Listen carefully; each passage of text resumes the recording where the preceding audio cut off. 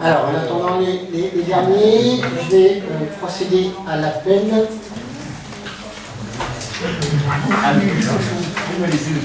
Alors, moi je suis là, Thierry Lemaire, Virginie Boulizac, Tidiane Koïta, Béatrix Riondel, Jean-Yves Gadea, Juliette Chéniaud, Jean-Sébastien Beck, Lisa Dénou, absente et m'a donné pouvoir, Olivier Robert, Salvatrice Pérez, Thierry Métayer, Annie Sarrazin, Franck Domelon, Nathalie Nicolas Nelson, Daniel Ferreira, Sylvain Crevet, Samuel Gauger, Bernard Guénin, Jérôme Baudrier, Chimène Camboulin, Guy Anseret, Elisabeth Benjeloun, Marielle Michels, absente,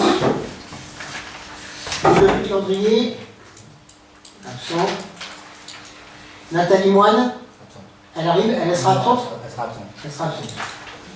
C'est dommage, j'avais des documents à lui remettre, hein, donc ça va nous poser problème. Il faudra que je la convoque, comme elle a déjà non, en main propre à elle, puisque c'est elle qui me signe les documents.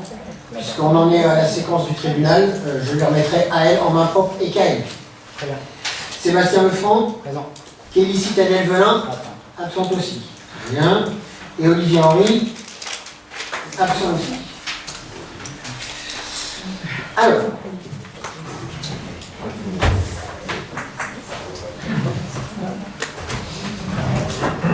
Donc, le quorum est donc atteint et nous allons pouvoir tenir notre réunion.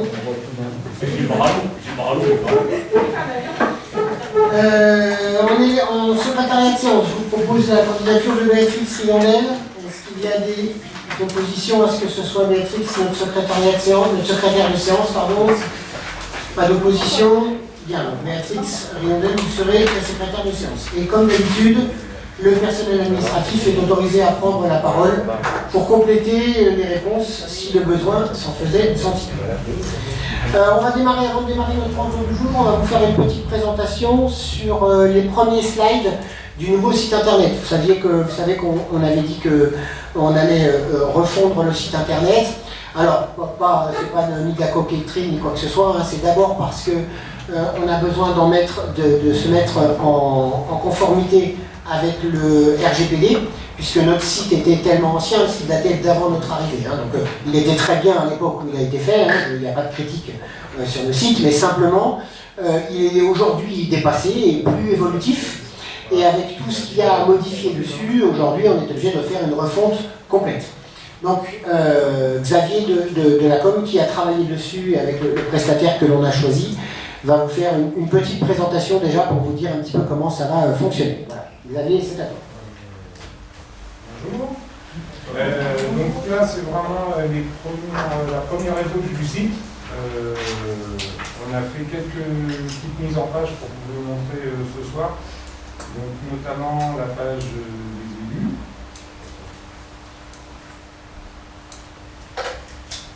Voilà. Pour les personnes qui voient le site qu'on a actuellement, ça change pas mal. Un bon bout de job. On passe sur un site HTTPS qui est sécurisé, qui est entièrement responsive, donc facilement consultable sur les téléphones, chose qu'à l'heure actuelle on n'a pas sur le site qu'on a date de 2007, 2020, les sites qu'on a à l'heure actuelle. Voilà.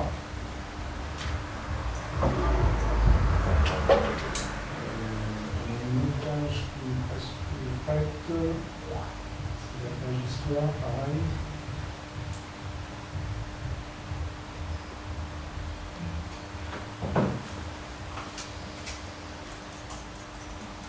Donc c'est pareil, ça nous permet d'intégrer des images de meilleure qualité que ce qu'on avait à l'heure actuelle sur l'ancien site, sur le site actuel.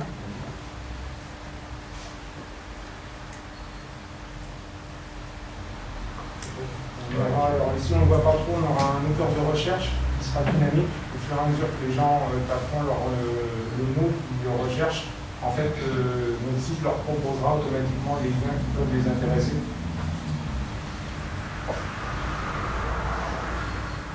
Donc les dernières actualités. En dessous, vous avez, là on a juste dupliqué parce que pour l'instant il n'y a pas vraiment de contenu. On trouvera l'agenda comme on a à l'heure actuelle sur le site du Centre culturel des Greniers.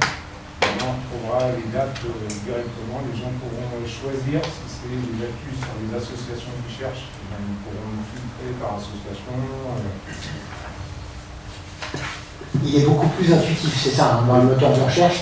Et sur chaque page, tu m'arrêtes si je dis une bêtise, sur chaque page, il y a une partie du moteur de recherche qui propose, en fonction de la navigation des gens, Oui. De retourner sur les choses qui présélectionnent pour les gens les sujets sur lesquels ils vont le plus souvent. Voilà, on a un bloc aussi, c'est je suis, je veux. Donc là, suivant la situation des personnes, en fait, le contenu qui leur sera proposé sera propre à la catégorie où nous voulons chercher. Voilà, ça présélectionne.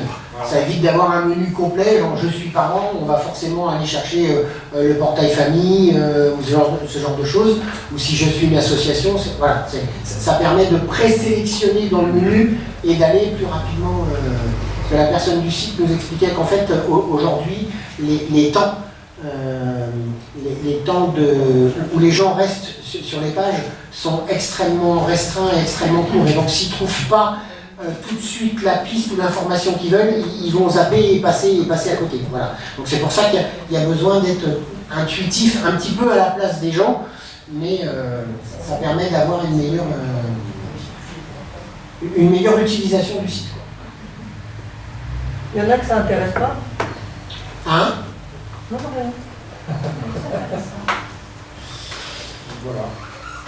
Voilà, c'était simplement pour vous montrer qu'on avançait dessus hein, et qu'il y avait une ébauche. Dans le timing, Xavier, normalement on a choisi d'être opérationnel pour la rentrée, c'est ça? Voilà. Hein.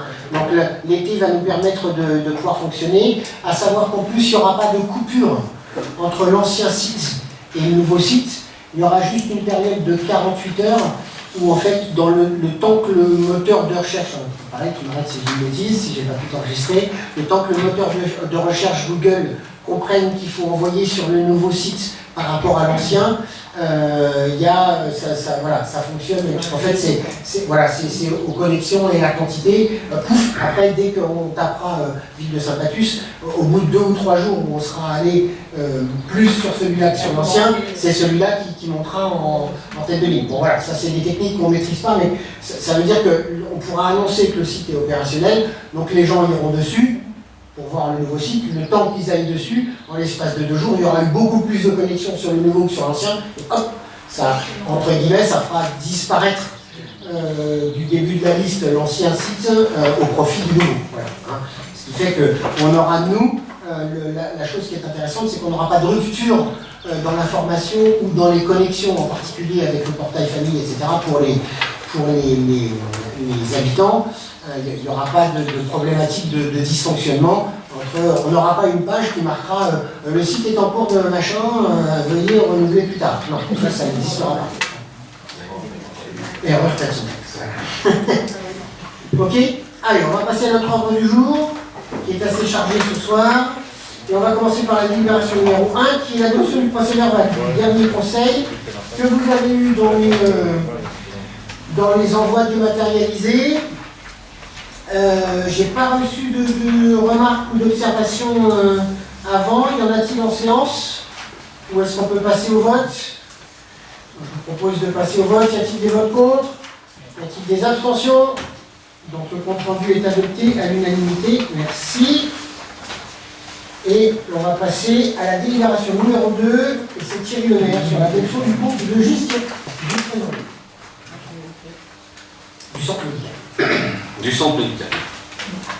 Vu le Code général des collectivités territoriales, vu la loi du 22 juin 1994 relative à la nomenclature M14 modifiée, vu le décret numéro 62-1587 en date du 29 décembre 1962 portant règlement général de la comptabilité publique modifié par le décret 92-1369 du 29 décembre 1992.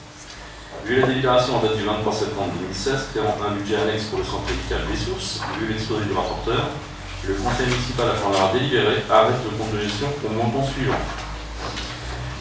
Au niveau des recettes, en section d'investissement, 656 €, en dépenses, 39 128,87 €. Résultat de l'exercice en section d'investissement, moins 38 472,87 €. Section de fonctionnement, recettes 46 667,90 €, dépenses 39 192,86 €.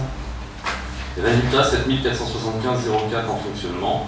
En cumulé, les recettes s'élèvent à 47 323,90 €, les dépenses 78 321,73 €, pour un résultat d'exercice à moins 30 997,83 €. Et nous avions un reste à réaliser de 2020 qui s'élevait en dépenses à 21 091,60 €. Résultat d'exécution budgétaire. Donc on avait en investissement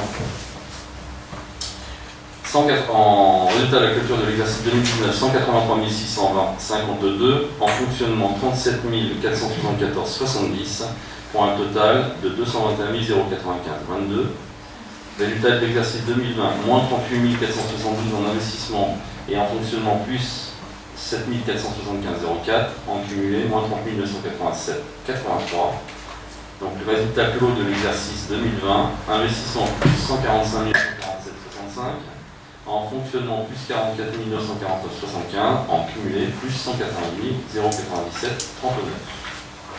Voilà, donc ça c'est le compte de gestion établi par le trésorier, donc normalement il n'appelle pas de commentaires. Je vous propose qu'on puisse passer au vote de suite. Est-ce qu'il y a des votes défavorables? Est-ce qu'il y a des abstentions? Une abstention? Une abstention. Allez. Merci. Et le compte administratif, tirez-le. Alors, compte administratif de l'année 2020 pour le centre médical, vu la loi du 22 juin 1994 relative à la nomenclature M14 modifiée, vu le VTEP 62-1587 en date du 29 décembre 1962 portant règlement général de la comptabilité publique, modifié par le décret 92-1369 du 29 décembre 1992, vu l'exposé du rapporteur, le conseil municipal après en avoir délibéré, sous la présidence de moi-même, premier adjoint, le conseil municipal examine le compte administratif du centre médical des sources 2020 qui s'établit ainsi.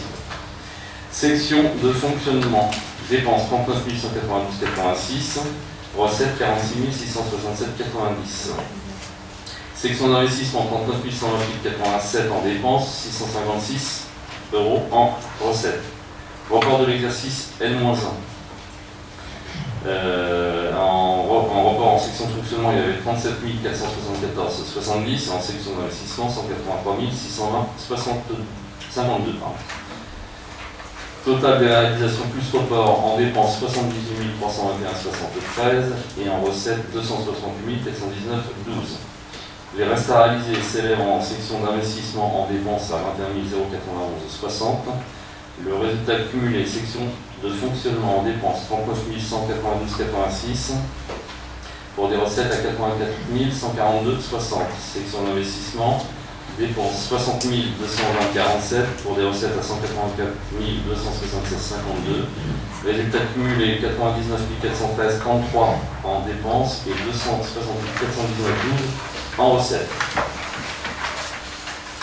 Alors, il y a des prises de parole. Bon, c'est un tout point concordant à celui du trésorier, donc normalement il n'y a pas de questions.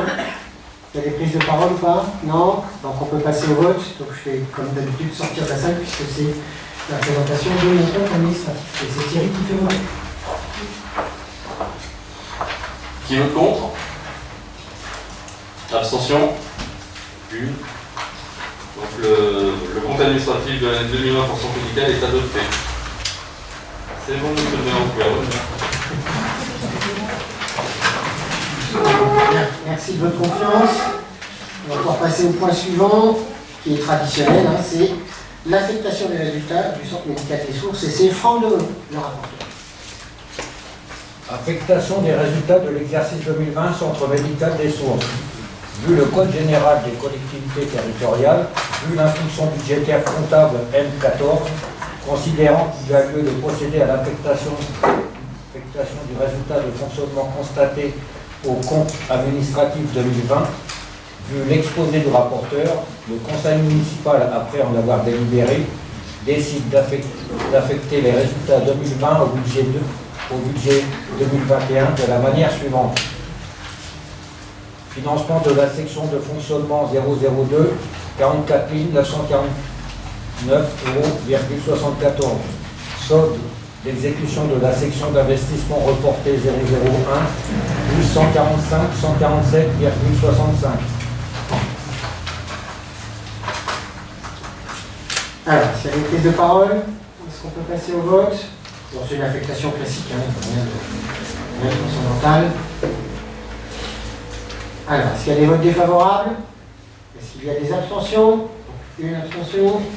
Donc, adopté. Merci. Maintenant qu'on a fait ceux du centre médical, on va passer à ceux de la commune. Donc, compte de gestion, Thierry Levert, avec la compte administratif et affectation des résultats, même punition. Je vais peut-être passer en tête, c'est à chaque fois le. Oui. Donc, détail du compte de gestion. Au niveau des recettes, section d'investissement 1 704 762,20. Dépenses d'investissement 1 273 776,86. Excédent en investissement 430 985,34. Section de fonctionnement. Recettes 6 227 261,34. Dépenses 6 301 747,33.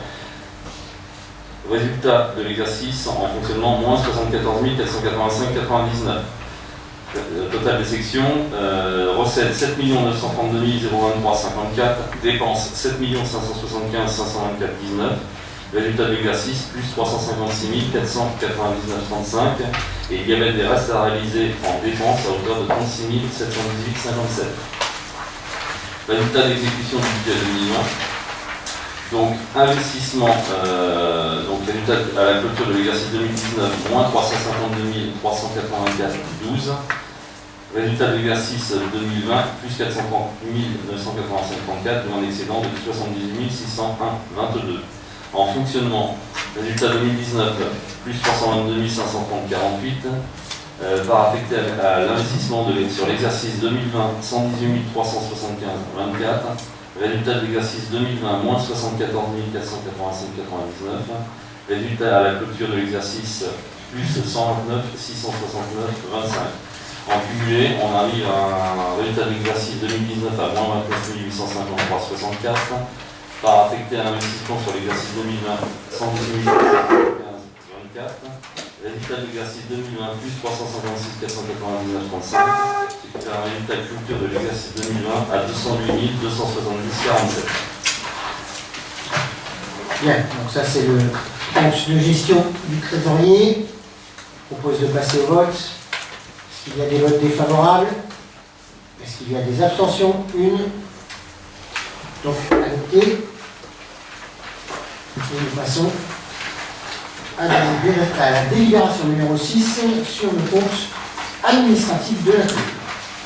Donc exécution du budget, dépenses en section de fonctionnement 6 301 747,33, en recettes 6 227 261,34, section d'investissement dépenses 1 273 776,86, recettes 1 704 762,20.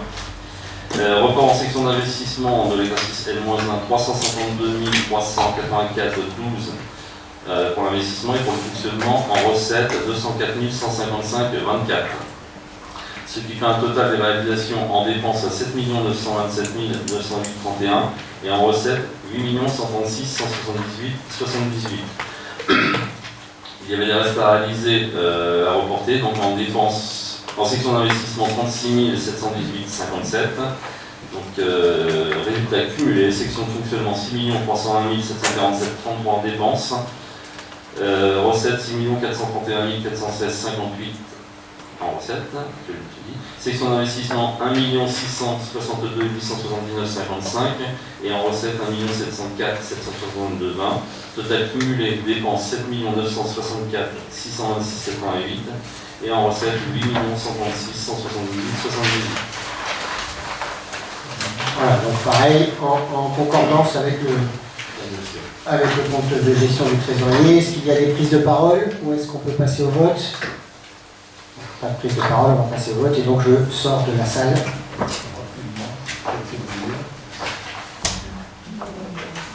Donc on va procéder au vote. Qui vote contre? Qui s'abstient? Donc le compte administratif de l'année 2020 est adopté.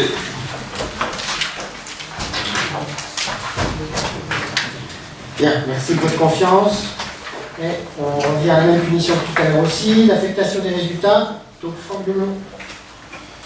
Vu le Code général des collectivités territoriales, vu l'instruction budgétaire comptable M14, considérant qu'il y a lieu de procéder à l'affectation du résultat de fonctionnement constaté au compte administratif 2020, vu l'exposé du rapporteur, le conseil municipal, après en avoir délibéré, décide d'affecter les résultats 2020 au budget 2021 de la manière suivante. Financement de la section de fonctionnement 002 plus 78 601 €,22. Solde d'exécution de la section d'investissement reporté 001 plus 129 669,25. Besoin de financement en section d'investissement 1068, rien. Solde des restes à réaliser d'investissement, moins 36 718,57 €.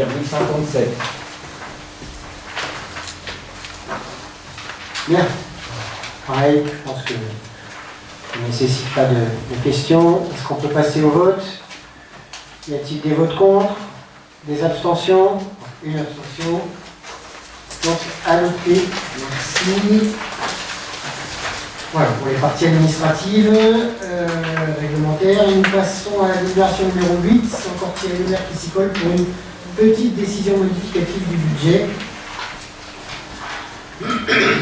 Vu la loi 94-504 du 22 juin 1994 portant dispositions budgétaires et comptables relatives aux collectivités territoriales.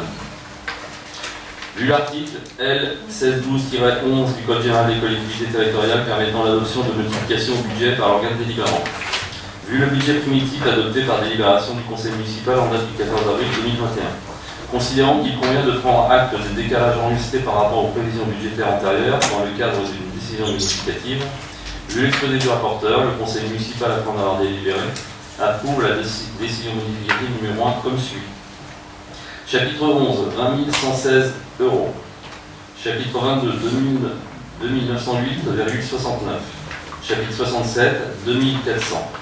Soit un total en dépenses de fonctionnement de 25 424,69. Pour les recettes de fonctionnement, chapitre 13, 38 424,69. Chapitre 70, moins 13 000, ce qui fait un total 25 424,69 qui est égal aux dépenses. Au niveau de l'investissement pour les dépenses, chapitre 020, 4822,50, chapitre 20, 21, 23, 177,50, soit un total de 5 000 €. Pour les investissements, chapitre 13, 5 000 €. Donc, comme je vous avais dit, une petite décision modificative, hein, c'est vraiment à la marge. Est-ce qu'il y a des prises de parole? On peut passer au vote. Alors, y a-t-il des votes contre? Y a-t-il des abstentions? Donc, adopté à l'unanimité. Voici la délibération suivante, la numéro 9, et c'est Jean-Sébastien Beck. Réaménagement de la dette, renégociation de prêt avec la caisse d'épargne.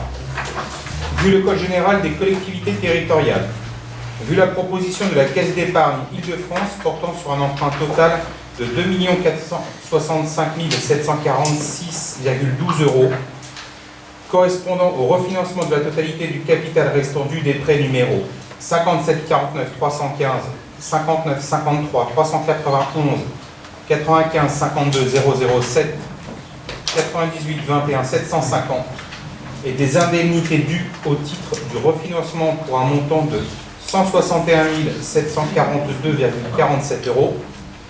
Vu l'exposé du rapporteur, le conseil municipal, après en avoir délibéré, accepte la proposition de la caisse d'épargne selon les caractéristiques suivantes.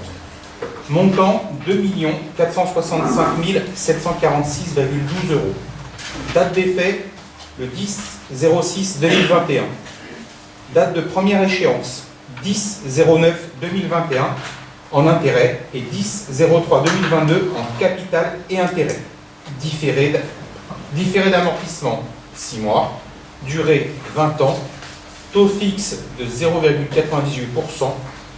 Base de calcul des intérêts 30 sur 360, amortissement progressif du capital, périodicité des échéances trimestrielles, frais de dossier 1300 €, intérêt couru à mandater pour le 10-06-2021, 4153,48 €, remboursement anticipé possible à chaque échéance moyennant un préavis de 30 jours et le paiement d'une indemnité actuarielle non plafonnée.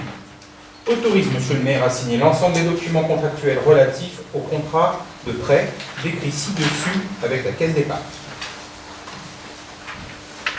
Alors, est-ce qu'il y a des prises de parole? On peut passer au vote. Donc, est-ce qu'il y a des votes défavorables? Est-ce qu'il y a des abstentions? Donc, adopté à l'unanimité. Merci. La délibération numéro 10, versement d'une subvention, et c'est Annie Sarrazin, le rapporteur.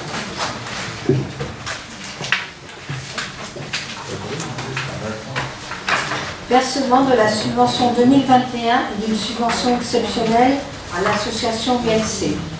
Vu la loi du 2 mars 1982 relative aux droits et libertés des communes, départements et régions. Vu l'article L. 2311-7 du Code général des collectivités territoriales, établissant que l'attribution de subventions donne lieu à une délibération distincte du vote du budget. Vu l'exposé du rapporteur, le conseil municipal, après en avoir délibéré, décide d'attribuer à l'association de l'UNC une subvention d'un montant de 592,16 € au titre de l'année 2021, ainsi qu'une subvention exceptionnelle d'un montant de 500 € pour l'achat de porte-clés. Précise que ces crédits sont prévus en section de fonctionnement au compte de 65-74, fonction 025. Alors, y a-t-il des prises de parole? Juste une, mais bon, je reconnais qu'elle n'est pas exactement en rapport avec la délibération. On apprend par la délibération là, le montant de la subvention normale de l'année de cette association. C'est plus une question en parallèle de savoir quand est-ce qu'on pourra avoir le détail des autres associations. Voilà. Merci pour votre remarque. Est-ce que quelqu'un me répond? Je vous propose qu'on passe au vote. Est-ce qu'il y a-t-il des votes défavorables? Des abstentions? Donc adopté à l'unanimité, merci. La délibération numéro 11, c'est toujours une. Acceptation d'un don de l'UNC pour la participation aux travaux de rénovation du monument aux morts. Vu le Code général des collectivités territoriales, considérant que la commune est dotée d'un monument aux morts situé rue du Capitaine Loridan et que celui-ci a subi les outrages du temps et qu'il aurait besoin d'être rénové. Considérant que le montant total prévisionnel de ces travaux s'élève à 18 270 €, considérant que l'UNC a fait un appel aux dons afin de financer une partie de cette rénovation et qu'elle a perçu la somme de 1130 €, dont 300 € par le groupe Agir pour Saint-Patus et 830 € par des patuciens. Considérant que l'association elle-même fait un don de 500 €, considérant que le montant total du don pour la rénovation du monument aux morts s'élève à un montant total de 1630 €. Vu l'exposé du rapporteur, le conseil municipal, après en avoir délibéré, accepte le don de l'UNC pour la rénovation du monument aux morts d'un montant total de 1630 €. Précise que cette recette sera inscrite en section de fonctionnement au compte 7713. Merci Annie. Je vais faire un petit retour parce qu'on a fait un oubli dans la délibération qui vient juste avant, qui vient d'être votée, la numéro 10. Mandat administratif de noter qu'il y avait 3 abstentions. Madame Poulizac, Monsieur Franck Demelon et Monsieur Guy Anceret, qui sont membres du bureau de l'association de l'UNC et qui donc ne peuvent pas participer au vote concernant le versement d'une subvention. Si on veut bien faire la correction, merci. Donc concernant ça, donc la délibération que Annie vient de dire, merci. La numéro 11, y a-t-il des prises de parole? Voici qu'on peut passer au vote? Moi, je voulais juste remercier les Pacusiens qui ont fait un don pour ce monument, pour la mémoire. Merci, Sébastien. Donc, y a-t-il des votes contre? Y a-t-il des abstentions? Non, là vous pouvez voter. Votez à l'unanimité. Et là, c'est l'association qui donne de l'argent, c'est pas l'association qui en reçoit. Donc c'est moins problématique. La délibération numéro 12, concernant l'avis du conseil municipal sur les demandes de communes de sortir du CIR, et c'est Jean-Yves Gadéa, le rapporteur.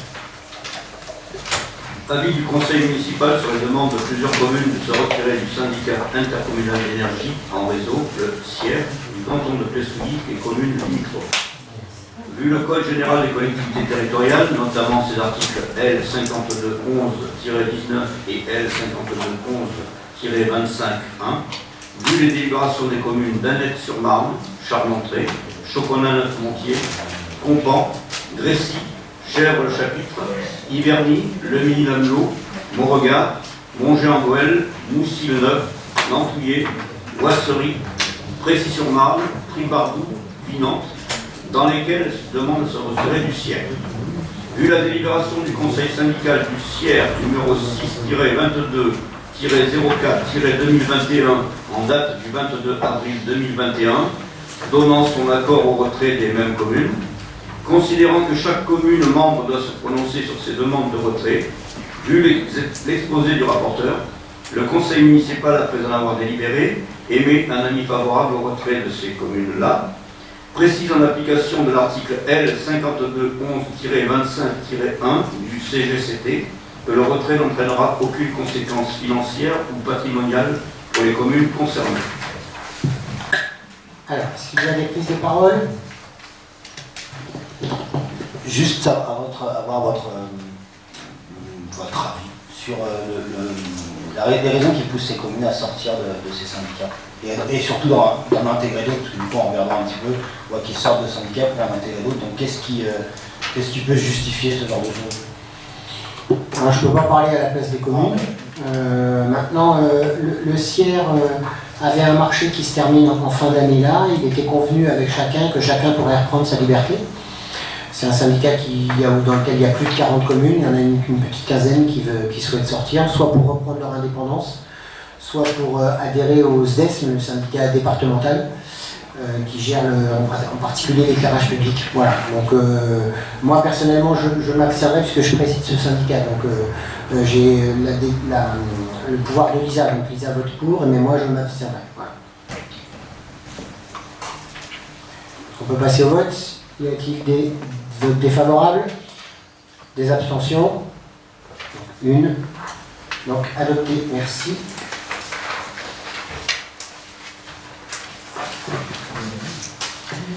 La délibération numéro 13, et c'est M. Koya. Merci, M. le maire.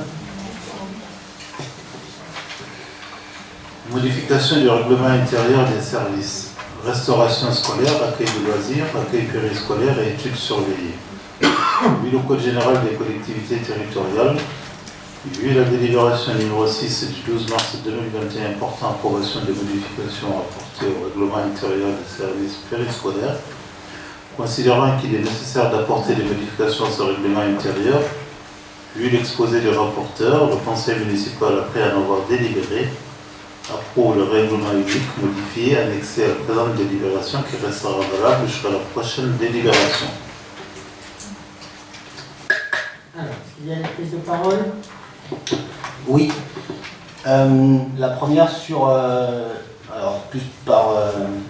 enfin, je me demande si justement ça implique d'autres changements que ce qui en paraît, parce qu'il y a les heures d'arrivée du midi qui disparaissent, qui ne sont pas remplacées par d'autres heures. Donc, du coup, la question qui m'est venue, c'est de me dire, est-ce que sur les vacances et sur les mercredis, la formule demi-journée avec repas qui était possible ne l'est plus, ou est-ce que du coup c'est juste l'horaire là qui disparaît, mais il y a une horaire qui est quand même possible de récupérer le mercredi midi?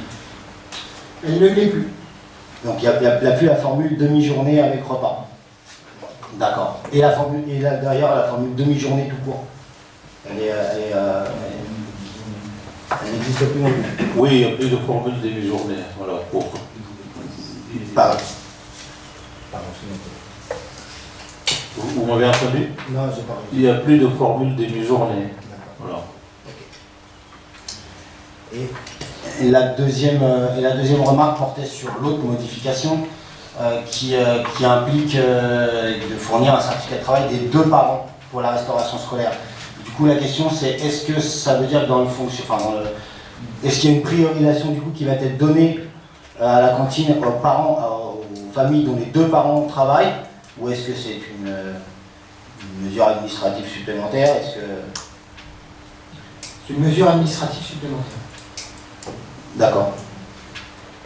Donc il n'y a pas de risque pour les familles dont un seul parent travaille ou aucun parent travaille de se voir refuser la cantine s'il y a de la place. Quand on connaît la loi, la question ne se pose pas. D'accord. D'autres prises de parole? On peut passer au vote?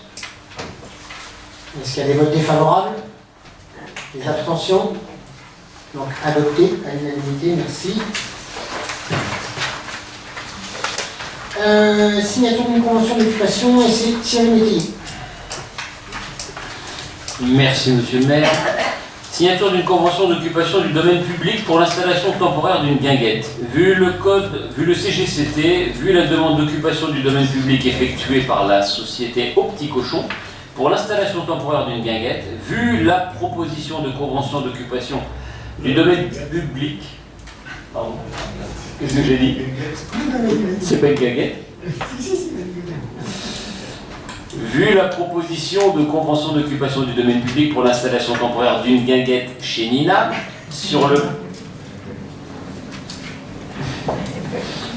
pré situé à côté des Brumis du 1er juin au 30 août 2021, considérant qu'il est nécessaire de réglementer cette occupation du domaine public, vu l'exposé du rapporteur, le conseil municipal, après en avoir délibéré, approuve la convention d'occupation temporaire annexée à la présente délibération, autorise monsieur le maire à signer la convention avec la société Au Petit Cochon et les éventuels avenants pour la guinguette.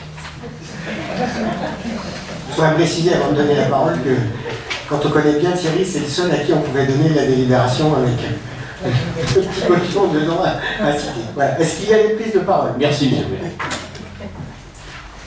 Juste une sur le reportage, du coup qui nous a permis de découvrir le projet.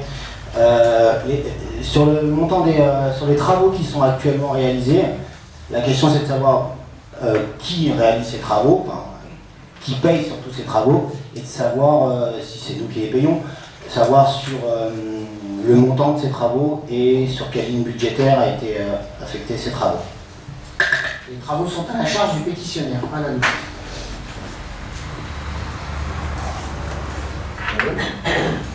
Et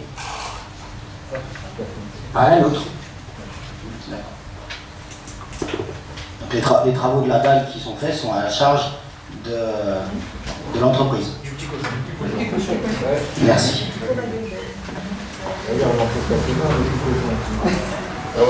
D'autres prises de parole? On peut passer au vote? Alors, est-ce qu'il y a des votes défavorables? Des abstentions? Donc, adopté à l'unanimité. On est ravi d'accueillir un restaurant sur notre commune. Je pense que ça va faire beaucoup de bien aux gens de pouvoir sortir et de prendre l'air. Et voilà. Je souhaite beaucoup de réussite. Et je vous invite à y aller nombreux et à dépenser beaucoup d'argent, parce que si vous avez bien vu la convention où tout était inscrit à l'intérieur, vous avez bien vu qu'on est intéressé au chiffre d'affaires de la commune sur les recettes. Donc n'hésitez pas, faites chauffer la carte bleue. La délibération numéro 15, c'est Jean-Yves Gadéa pour la signature d'une convention de régie publicitaire. Signature d'une convention de régie publicitaire avec la société Citea Communication pour le magazine municipal de Saint-Pacu.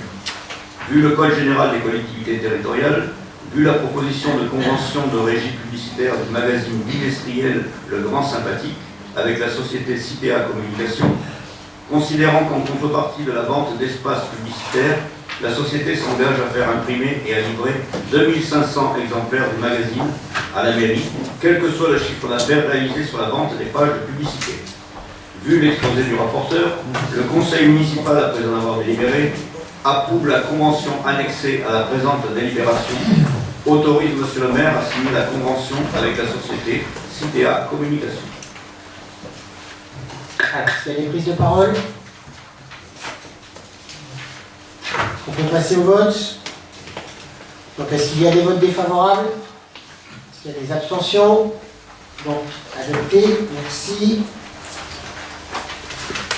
La délibération numéro 16, et c'est Kylian Pouika sur la convention de participation financière avec Wassy.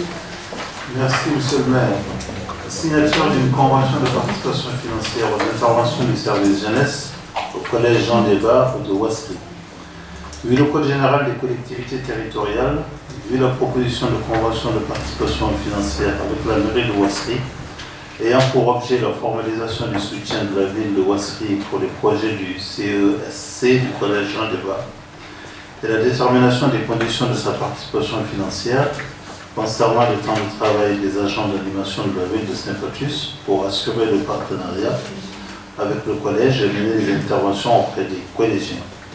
Considérant que depuis plusieurs années, les agents d'animation de la ville de Saint-Patus participent au comité d'éducation de la santé et à la citoyenneté, au collège de Ouassy et mènent des animations thématiques de sensibilisation, des temps d'information, des jeux, d'expression sur le temps scolaire et celui de la restauration. Vu l'exposé des rapporteurs, le conseil municipal après en avoir délibéré approuve la convention annexée à la présente délibération. J'autorise Monsieur le maire à signer cette convention avec la mairie de Ouassy. Alors, deux petites informations. Donc, c'était pour l'année scolaire 2019-2020.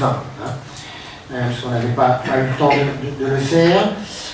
Sur l'année scolaire 2019-2020, il y avait 146 élèves de Ouassy et 384 élèves de Saint-Patus. Donc on vous avait dit qu'on avait fait, qu'on s'était mis d'accord avec l'ancien maire, et j'ai eu la confirmation des nouveaux par téléphone cette semaine, qu'on faisait un prorata par rapport au nombre d'enfants, ce qui paraît logique, puisqu'on est incapable de savoir, de comptabiliser combien d'enfants de Ouassy ou de Saint-Patus, voilà, mais que c'est ouvert à tous.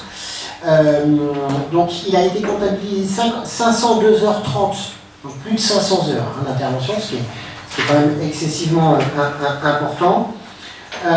Donc par nos deux animateurs de la ville de Saint-Patus. Donc le montant de la participation de Ouassy s'élèverait donc à 2268 € pour l'année 2019-2020. Alors sur l'année 2020-2021, ce sera certainement moins, puisqu'il y a eu beaucoup de temps de fermeture. Il y a quand même eu un certain nombre d'actions, mais on fera les comptes une fois que l'année sera écoulée, sur la fin de l'année ou en début de l'année prochaine. Voilà. Est-ce qu'il y a des prises de parole? Ou est-ce qu'on peut passer au vote? Donc, y a-t-il des votes défavorables? Des abstentions? Donc, adopté à l'unanimité. Je profite pour saluer le fait qu'on peut, quand on veut réussir à travailler ensemble avec la commune voisine, rien n'est impossible. La délibération numéro 17, c'est Virginie Poulizac qui le présente.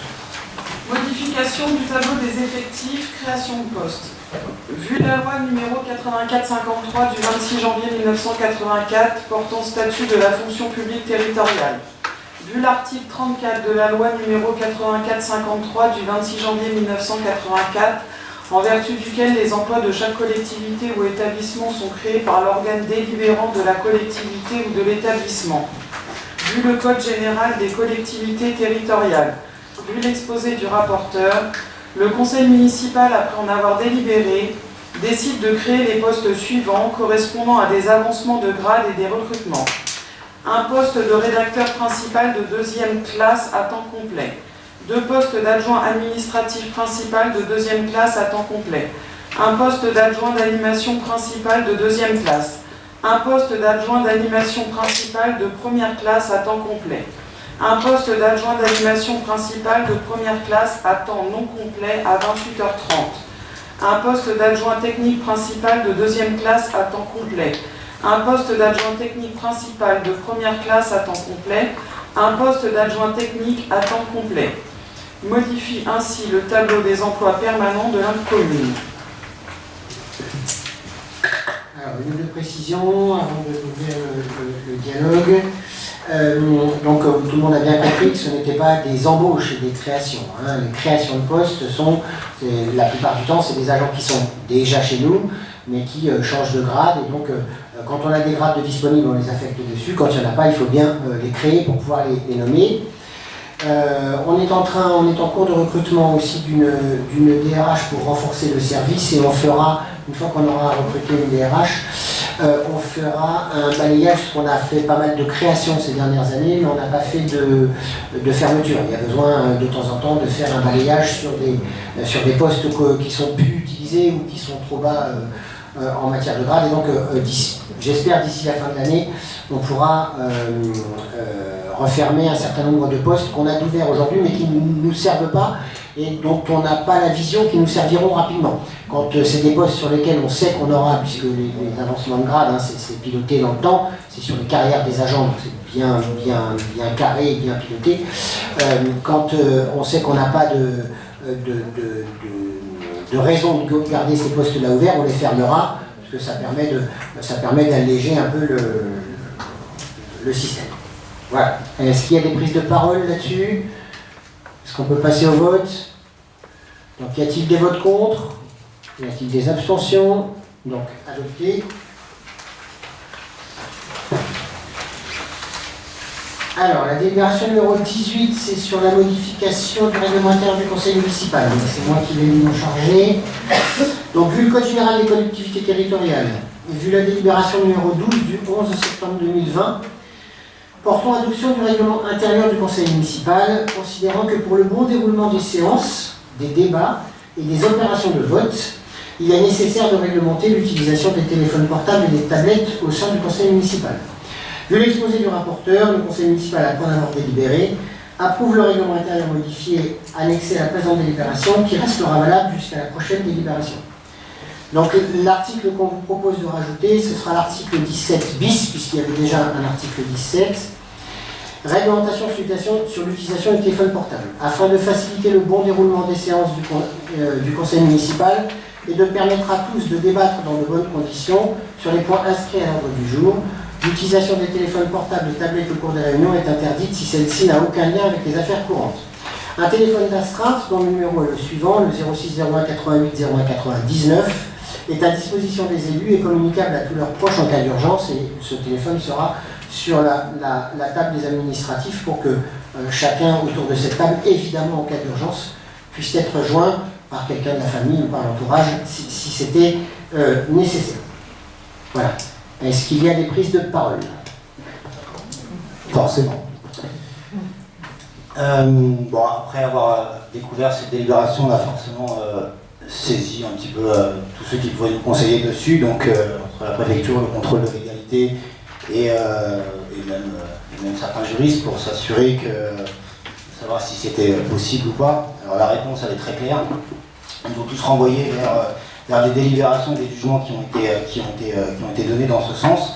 Donc j'ai la réponse, je ne vais pas vous la lire parce qu'elle sera disponible sur internet si vous souhaitez la regarder. Mais en gros, il est très très difficile, voire même impossible d'interdire l'utilisation des smartphones. Alors l'utilisation de la fonction téléphone est évidemment interdite. On va pas, mais j'ai beau regarder les 12 derniers conseils, je me suis arrêté à 12.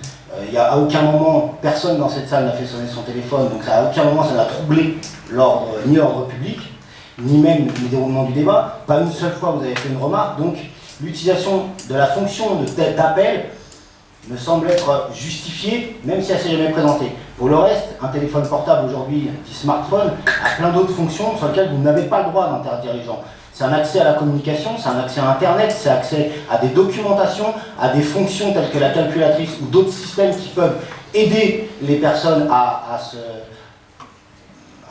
aller dans le conseil sur des dossiers. Donc c'est des choses que vous n'avez pas le droit d'interdire. Donc pour ces raisons-là, l'article est très clair, il s'appuie en plus sur une décision du Conseil constitutionnel. Donc ça me semble très compliqué de faire passer cette délibération. Et donc voilà, donc en tout état de cause, cette délibération, dès qu'elle sera prise, pas qu'elle soit prise, partira en requête auprès du contrôle de légalité, et s'il faut aller au tribunal administratif pour faire annuler ce genre de délibération, on ira, parce que Pour nous, elle n'a absolument aucun sens. Alors, y a-t-il d'autres prises de parole? Oui, Daniel. Alors, par contre, moi je voulais revenir sur 2-3 points. Déjà, c'est bien marqué téléphone portable et tablette, donc tout le reste. Et après, en fait, on a l'habitude avec vous. Quand il y a un point du conseil municipal, etc., une semaine avant, grosso modo, vous agissez sur les réseaux sociaux pour foutre le feu. Après, il y a la presse à scandale, etc. Ensuite, juste pour revenir, donc après, c'est pas monsieur le maire qui a décidé, mais c'est tous les élus de la majorité qui ont remonté l'information, juste pour préciser, hein, parce qu'il y avait marqué monsieur le maire, l'interdiction ou je sais pas quoi, mais en fait, c'est... Et puis, c'est par prévention. Donc après, c'est vrai qu'il n'y a pas eu encore de... sur les 12 derniers conseils municipaux ou les autres, mais ça par prévention. On est là aussi dans le but de prévention. C'est un autre point que je voulais dire aussi. Et vu que c'est la majorité des élus, on ne va pas débattre. Voilà. On va directement passer au vote. Vous aviez dit ce que vous aviez à dire. Et puis après, ça cheminera comme ça cheminera. Vous avez tout à fait le droit de dire ce que vous avez à dire. Sachez que je ne suis pas journaliste. Hein. Donc moi, les articles, c'est pas moi qui les rédige. Hein. Et moi, la seule chose que je dis, c'est que l'utilisation de l'outil ne peut pas être interdite. C'est tout. Après, si vous voulez, vous, ne pas avoir accès à ces informations, c'est votre droit. Il n'y a pas de problème. Moi, je dis juste que moi, je ne peux pas être interdit de pouvoir faire ce que j'ai le droit. Donc, à partir du moment où ça ne trouble pas l'ordre public, il n'y a aucune raison que je sois interdit de ça. C'est tout. Voilà. Ça aurait été bien, monsieur le France, de vous demander la parole, puisque c'est moi qui distribue la parole, c'est pas vous qui la prenez de façon intempestive. Merci. Donc, oui, Sylvaine. Je voudrais simplement savoir, lors d'un conseil municipal, est-ce que vous avez besoin de votre calculatrice? Est-ce que vous avez besoin d'avoir accès à Internet? Et n'y a-t-il pas un savoir-vivre que de regarder et d'écouter les gens quand ils parlent, et non pas de consulter son téléphone? Alors oui, j'ai besoin de ma calculatrice, oui, j'ai besoin d'avoir accès à Vous n'avez Internet. pas préparé avant. Mais ma calculatrice, j'en m'en sers quand je veux.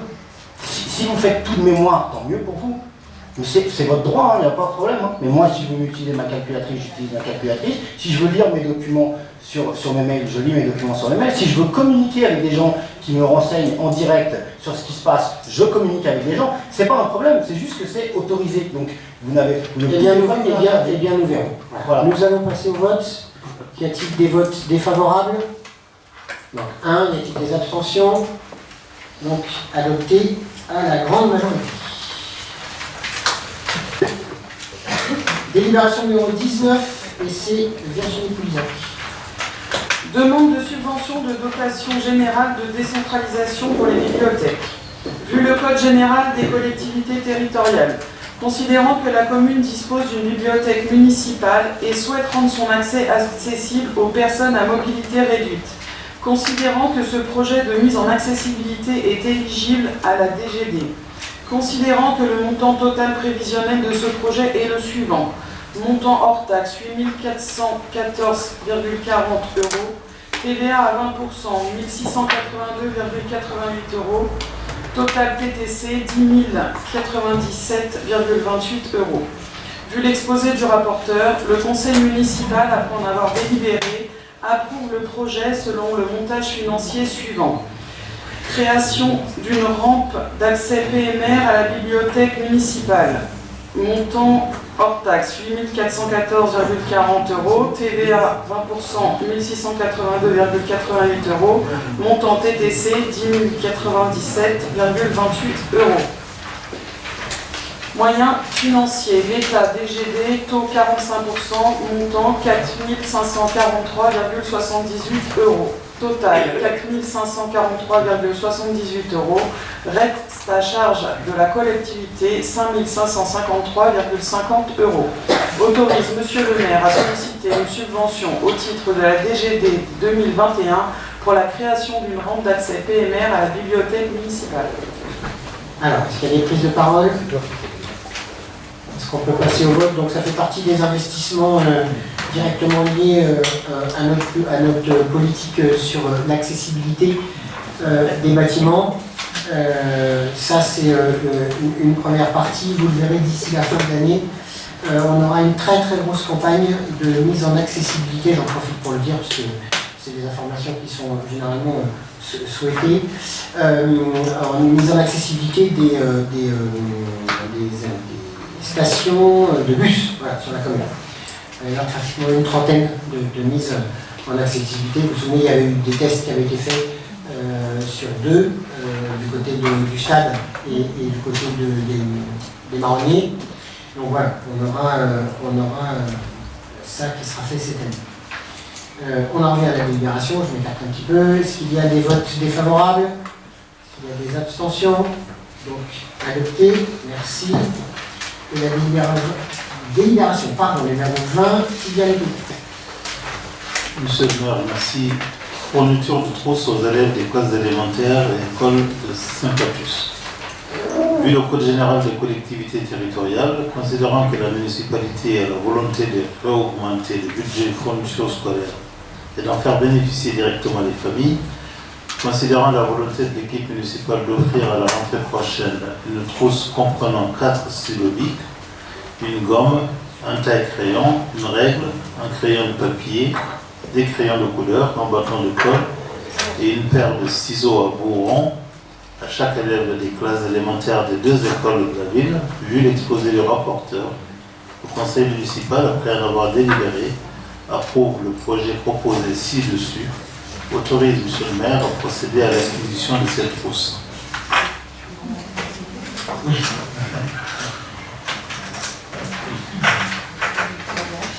Alors, une petite explication avant de laisser les éventuelles prises de parole. Donc voilà, on avait exprimé, la municipalité avait exprimé lors de certaines décisions qu'elle avait prises l'année dernière concernant les baisses de dotation scolaire, en disant qu'il y avait un petit peu beaucoup de gâchis, qu'on demandait beaucoup aux familles, et on avait dit qu'on reviendrait et on réaugmenterait. Donc voilà. Vous avez la photo de tout ce qu'il y aura dans la trousse. Donc on avait exprimé le fait qu'on reviendrait sur les fournitures scolaires. On y revient d'une façon détournée, c'est-à-dire qu'au lieu de donner l'argent dans une nébuleuse où on ne sait pas où il passe, où il risque d'être éventuellement mal utilisé ou gâché, etc. Et après de nombreuses remontées de parents qui nous disaient que les listes de fournitures demandées aux écoles, malgré le montant important qui était donné par la municipalité était vraiment trop importante et les listes étaient trop chères. Voilà, on a pris la décision d'offrir à tous les élèves, donc du CP au CM2, une trousse complète. Alors c'est un démarrage, hein, évidemment, elle ne fera pas toute l'année sur les stylos BIC, hein, mais c'est un petit coup de pouce supplémentaire pour chaque famille, où donc vous avez les stylos BIC 4 couleurs classiques standard, hein, un crayon noir avec son taille-crayon et sa gomme, un pack de 12 crayons de couleur, donc les couleurs principales, un tube de colle, une paire de ciseaux et une petite règle, tout ça rentrant dans une jolie trousse comme ça où ils pourront mettre leur nom dessus. Alors il y aura 3 coloris de trousses disponibles, si je ne dis pas de bêtises, voilà, vous les avez là. Il y aura bleu, orange et vert. Il n'y aura pas de rose pour qu'il n'y ait pas de problème de bagarre le jour de la distribution. Si on donnait une rose à un garçon, voilà, donc les 3 couleurs vont aussi bien aux garçons qu'aux filles.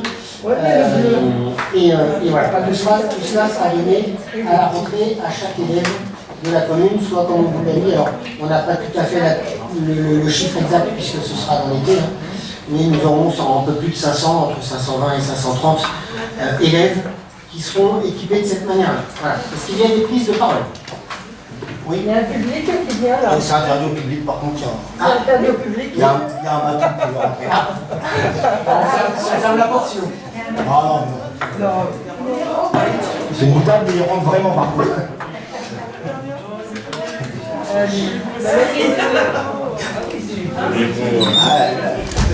La loi est implacable. Allez. Alors, vous avez la parole. Merci. Alors, il y avait juste une remarque, mais c'était juste une remarque d'écriture, mais c'est juste parce que ça m'a interpellé, c'est parce que j'ai fait ce que vous avez fait en fait. J'ai essayé d'énumérer et de compter tout ce qu'il y avait, j'ai essayé d'en faire un décompte, et donc en regardant précisément ce que vous avez marqué, j'ai vu marqué BIC. Et en fait, c'est une marque. Donc j'imagine que c'est pas stylo BIC, mais stylo bille. Et que ça doit juste être corrigé sur le. Voilà, ça c'était juste là, c'est la remarque pour le dire. Ouais, mais c'est pas, y a pas de. C'est juste parce que j'ai essayé, en réalité la vraie question vient après, c'est parce que j'ai essayé de faire l'addition du chiffrage de cette trousse et de combien ça allait coûter pour 550 enfants. Et du coup, je vous pose la question du montant de cette trousse par enfant, qui est, cela dit, une excellente initiative, même si je ne partage pas votre remarque sur le fait que ça vient contrer une nébuleuse d'argent donné aux enseignants. Mais l'idée reste très bonne. Y a-t-il d'autres prises de parole? Est-ce qu'on peut passer au vote? Vous ne donnez pas le montant du chiffre, ni même sur quel budget ça va être impacté, rien. Est-ce qu'il y a des votes défavorables? Très bien. Il y a des abstentions? Non, adopté à l'unanimité. Merci. La délibération numéro 21, je suis désolé Thierry, t'as pas de bol parce que ce soir c'est... On parle pas de guinguette en plus. Alors, c'est bien CRTE. Contrat de relance et de transition écologique CRTE. Vu le Code général des collectivités territoriales, vu la circulaire numéro 6231/SG du Premier ministre en date du 20 novembre 2020 relative à l'élaboration des contrats territoriaux de relance et de transition écologique qui confirme la contractualisation comme le mode de relation privilégié entre l'État et les territoires.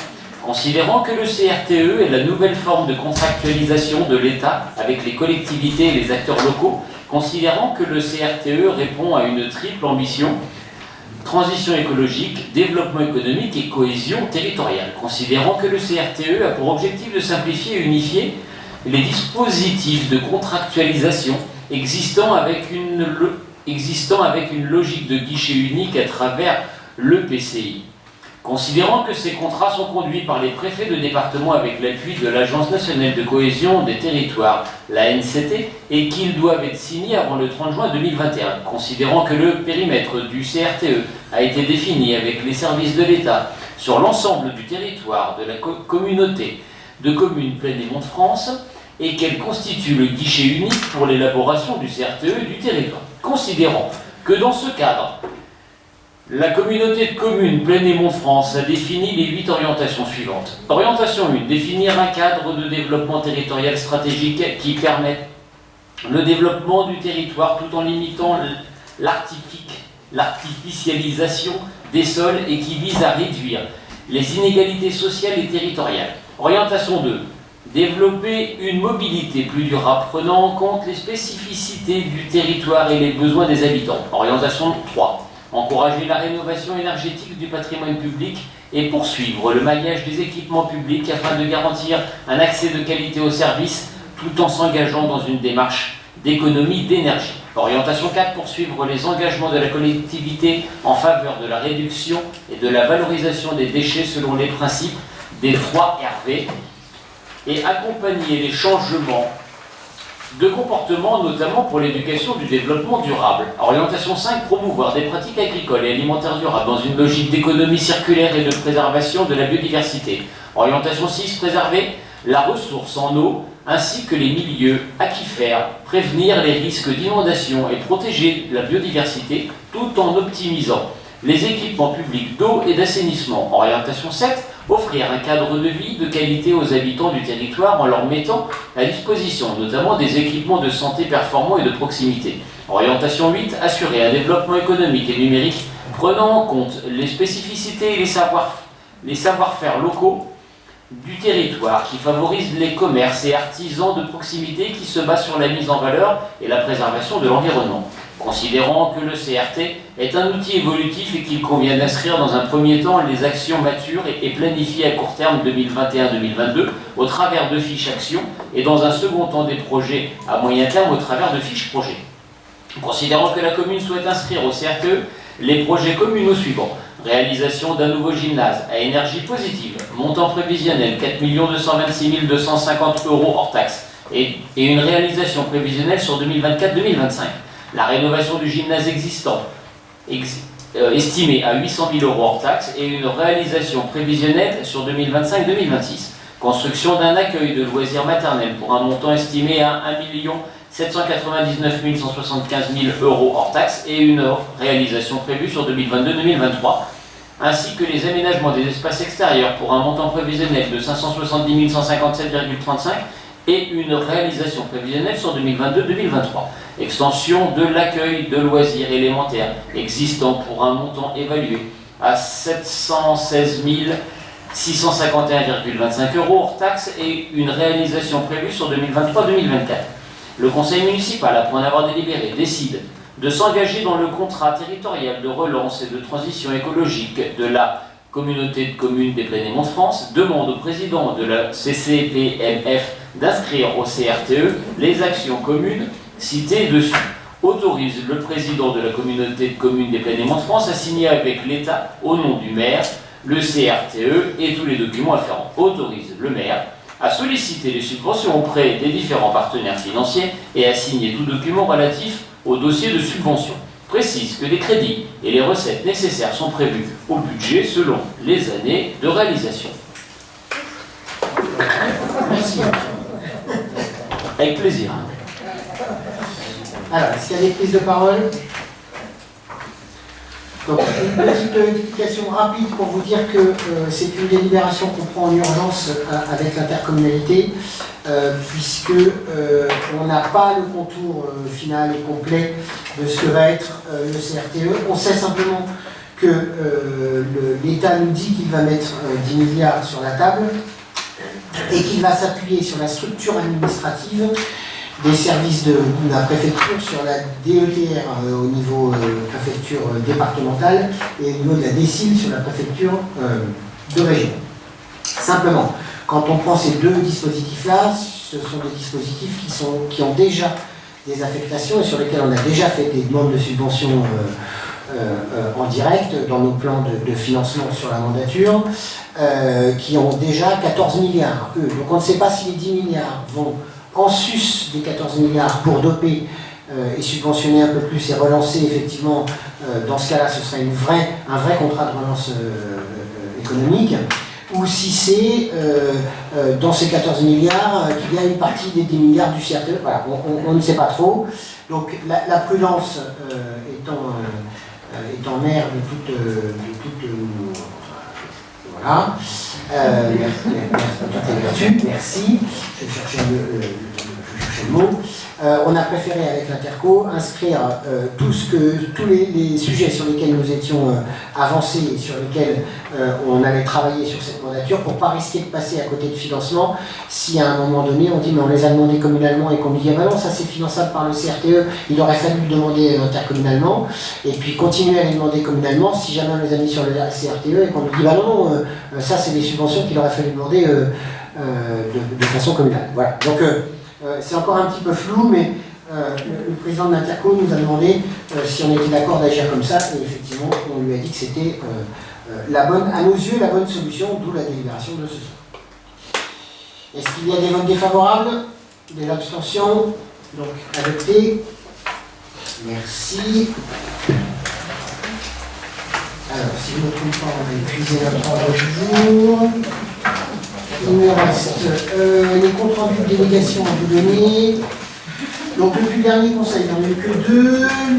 La décision numéro 21-006 du 21-04-2021 portant ouverture d'une ligne de trésorerie interactive avec la Caisse d'épargne de France pour un montant d'1 million. Je dis bien une ligne de trésorerie, pas un emprunt, c'est pour ça qu'il n'est pas inscrit au budget, c'est une ligne de trésorerie. Celui qui ne comprenait pas est plus là, donc c'est pas grave. Il avait fini par comprendre. Une décision numéro 21-007 du 3 mai 2021 portant l'acceptation d'une indemnité d'assurance suite aux dommages causés le 5 janvier 2021 du mobilier urbain par un véhicule automobile pour un montant de 1 027,98 €. Ça c'est votre assurance qui nous renvoie des sous, c'est très bien. Alors, quelques informations. J'ai eu l'inspecteur d'éducation nationale, M. Pinard, au téléphone il y a 2 jours. Oui, 2 jours. Et je vous invite à remonter au conseil de l'année dernière où on nous avait donné des leçons sur la carte scolaire Vous vous souvenez, il fallait absolument, pour sauver une classe à Perrault, modifier la carte scolaire et faire n'importe quoi. Et vous vous souvenez que j'avais mis en garde en disant que si on modifiait trop la carte scolaire, comme ce n'était pas le problème de la répartition des enfants, mais le nombre d'enfants qui nous manquait, ben, les 4 rues qu'on a envoyées sur Perrault, ils ont sauvé la classe à Perrault, mais on a une fermeture à Vivaldi à la rentrée. Voilà. Voilà, c'est comme ça. Donc alors, il y a une réelle, de toute façon, il y a une réelle baisse des effectifs, hein, puisque sur Perrault, nous étions à 269 en 2019-2020, à 263 en 2020-2021, au moment où il y avait eu la fermeture, et ça avait rouvert en 2021-2022 à 272, et puis on aura une prévision à 279 à la rentrée. Donc ça reste dans les standards classiques. Pour Vivaldi, nous étions à 507, puis 537, et nous serons redescendus entre 514 et 525. Donc la quinzaine d'enfants qui manquent font que ça redescend. Alors c'est une fermeture conditionnelle.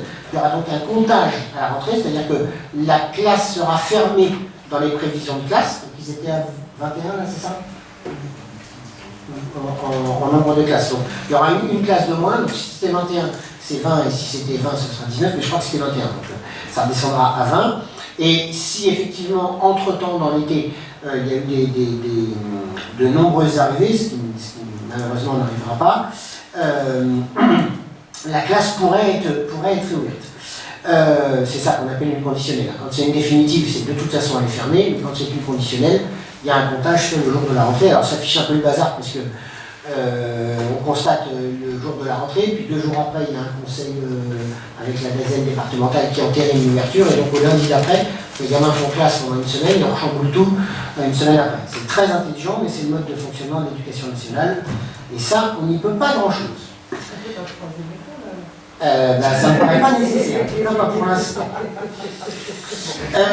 Sur les élections départementales et régionales, elles auront lieu le dimanche 20 et 27 juin.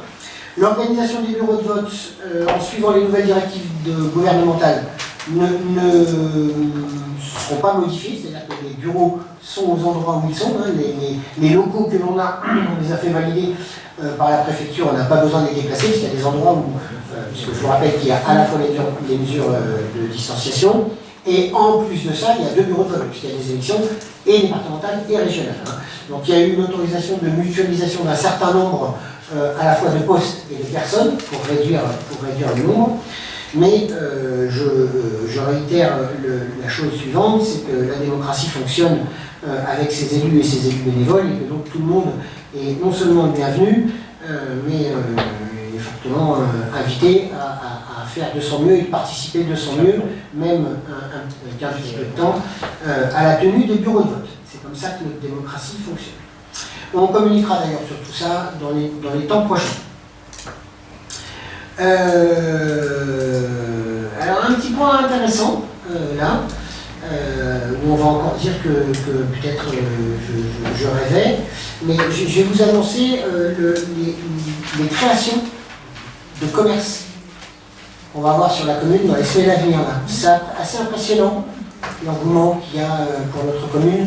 Peut-être que les projets qui ont été énoncés séduisent, mais en tout cas, on va avoir une autre petite supérette dans le centre-ville qui va s'ouvrir, du groupe Casino à Vival, le Pizza Time, qui lui était déjà là, qui se déplace, une boulangerie traditionnelle qui va s'ouvrir, un barbier, et puis en face de Vivaldi, une boucherie traditionnelle, une boucherie, on dorera, donc c'est très bien, on est tout à fait content, et j'ai reçu le propriétaire, et il est très content de s'installer chez nous, un magasin primeur bio. Et puis j'ai eu cet après-midi un chirurgien dentiste qui souhaiterait aussi venir s'installer et que je rencontrerai bientôt. Nous aurons à la fin des travaux et à la libération d'une des cellules qui nous reste, puisqu'aujourd'hui elle est occupée par les kinés qui attendent le nouveau local, on aura à partir de septembre, peut-être octobre, enfin les permanences du centre de santé intercommunal avec un médecin, alors qu'on aura probablement nous 2 demi-journées par semaine, parce qu'on a réussi à recruter un 3e médecin à l'interco, mais c'est un médecin qui sera là qu'à 28 heures et qui va lui servir pour les antennes. Donc il y a une antenne de prévu à Saint-Patus, que nous on a un local, Il y en a 2 ou 3 sur le territoire. Et donc, entre quelques heures au centre de santé et puis les heures sur les territoires, dans les discussions que j'ai eues avec mes collègues de l'Interco, nous, on devrait l'avoir 2 demi-journées par semaine. C'est quand même pas mal du tout. Le don du sang, la collecte a donc lieu le mardi 8 juin de 13h à 18h. C'est la première fois que l'on a ce service sur la commune. On est venu nous démarcher parce que je pense qu'il y a besoin de don du sang tout le temps et en permanence, parce que vous savez que c'est une denrée périssable, hein, donc c'est excessivement difficile à gérer. Donc faites de la pub autour de vous. C'est important, on a tous eu à un moment ou à un autre dans notre famille quelqu'un qui a eu besoin d'une transfusion. Donc c'est bien de s'en souvenir à ce moment-là. Nous aurons le samedi 26 juin à midi sur la route de Beaufort, en face de la crèche, une petite commémoration avec les membres des familles et les membres de l'aéroclub de Logne, l'aéroclub dont venait l'avion qui s'est écrasé sur notre territoire communal. C'est une proposition qu'on leur a faite et ils ont trouvé ça tout à fait sympathique et ils ont répondu favorablement. On leur a expliqué qu'on était aussi, nous, une commune très impactée par l'aéroport, puisque nous en sommes proches, nous avons énormément de gens à nous qui travaillent sur la plateforme aéroportuaire ou dont le travail dépend de l'activité de la plateforme aéroportuaire et que donc à ce titre nous sommes sensibles à tout ce qui peut être dit, déclaré sur l'aérien, sur le trafic aérien et sur le devenir de l'avion. Je ne cite personne, mais vous avez compris ce que je voulais dire. La fête communale, donc normalement, elle aura lieu, normalement, si tout va bien, le 31 juillet et le 1er août. Alors il y aura certainement des forains. Nous sommes en train de demander des autorisations à la préfecture pour le feu d'artifice. Alors il n'y aura pas de balles, hein, il y aura une simple buvex. Normalement il y aura le feu d'artifice. On aura simplement un dispositif un petit peu plus important et un peu plus contraignant qu'à l'habitude, puisqu'on aura des nécessités d'avoir le champ pour le public qui soit clôturé et dont la capacité soit filtrée à l'entrée. C'est-à-dire qu'il faudra qu'on fasse du comptage. Les premières estimations que l'on a nous permettront d'accueillir de 1500 à 2600 personnes sur le champ, si les nomenclatures sont toujours à 4 mètres carrés par personne. Puisque en faisant les mètres carrés, on a plus un peu plus de 10 000 mètres carrés, donc voilà, on fait le rapport, on est à peu près à 2500. Donc on attend les autorisations préfectorales. De toute façon, ce sera soumis à autorisation préfectorale, et donc à ce titre, c'est la préfecture qui sera responsable et qui autorisera ou interdira. En tout cas, nous, on a contacté notre prestataire et nous, on a prévu de faire ça. J'ai reçu une question du public. J'ai pas eu de question de l'opposition. Tout va bien, vous n'avez rien demandé. Tout va bien. Là, je l'ai demandé, mais tant mieux. j'ai la réponse. Donc, dans les questions du public, j'ai monsieur Damien Richer qui habite rue du Poirier-Fourchu et qui m'interroge sur la route abîmée. Qui me demande, qui me dit la route de la nuit est très abîmée avec divers trous et déformations, est-il prévu de la refaire car ça devient dangereux pour les voitures. Donc je suis entièrement d'accord avec lui et le constat a été fait depuis longtemps. La partie de la route qui nous incombe, puisque c'est quand on prend la rue de la nuit dans le sens centre commercial vers le Poirier-Fourchu, la partie de gauche nous appartient, elle est chez nous, jusqu'au milieu de la rue, et donc dans le prolongement, des travaux avaient été faits déjà l'année dernière pour combler les trous, etc. Sur la partie droite, on est sur la commune de Lagny-Sec, dans le département de l'Oise et dans la région des Hauts-de-France. Donc un autre monde, hein. Donc je vais dire à M. Richer que je vais réécrire, parce que je l'avais déjà fait, et je vais réécrire à mon collègue maire de Lagny-Sec pour lui demander d'entretenir la voirie qui lui incombe, puisqu'elle est quand même utilisée, qu'il y a quelques habitations et quelques entreprises de ce côté-là, et que ce sont des gens qui, sur son budget, lui payent des taxes, et que donc, à ce titre, il peut aussi entretenir la voirie pour aller chez eux. Voilà. Même si elle sert aussi à des gens de chez nous, mais c'est le principe de la voirie à double sens, avec une frontière au milieu, ou sinon il nous donne en propriété la linéaire, et puis on entretiendra la route, voilà. Mais c'est pas une non-volonté de le faire, c'est surtout un problème juridique. Ne vous détrompez pas, c'est pas une non-volonté de notre municipalité de faire les travaux. Évidemment, nous, on est dans la recherche de l'aide à nos concitoyens, et quand un concitoyen nous pose une problématique, on essaye d'y répondre, bien évidemment. Mais c'est un problème juridique, c'est-à-dire que je ne peux pas commander des travaux sur un territoire qui n'est pas de ma compétence. Voilà, qu'il se passe quoi que ce soit dessus, c'est ma responsabilité qui est engagée, donc c'est parti.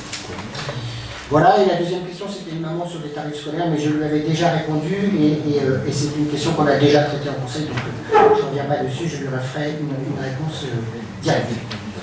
Voilà, donc on arrive au terme de notre conseil, merci de votre attention, et puis on se retrouve pour un prochain conseil. Je ne sais pas quand encore, on verra, peut-être avant l'été, ou peut-être tout au retour de l'été. Avec probablement à l'ordre du jour, certainement l'approbation du PLU, puisque l'enquête publique démarre pas demain, mais mardi matin, du 1er au 30 juin. Voilà, merci de votre attention, à bientôt.